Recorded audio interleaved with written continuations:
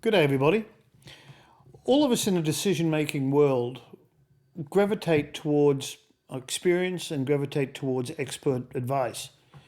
I would be the last person to argue that seeking advice from experts and people with core experiences within the field is not something that should be ignored in the activity of effective decision-making and strategy development.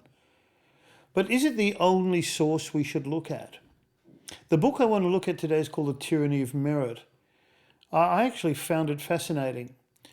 It didn't necessarily argue against the importance of looking at meritocracy, but it acknowledges that solely looking at meritocracy with the exclusion of other sources of data can have negative effects on the decision-making process and also can have a negative effects on the very people that you rely on to achieve outcomes within the organizations you operate.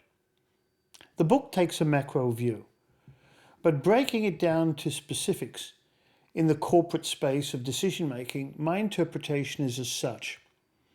By all means, look at the competencies, skills, experience, and education and research background of individuals and groups that offer data to the process.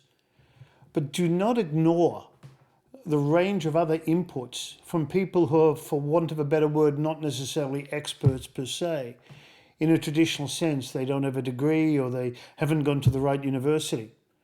Ignoring those inputs is, in my opinion, fraught with danger, because alternate points of view, creative thought, and innovative ways aren't necessarily unique to people with degrees or people with gross experience. In many respects, having a different way of looking at things and a clear vision and an alternate perspective is a very important process in ideation and idea generation.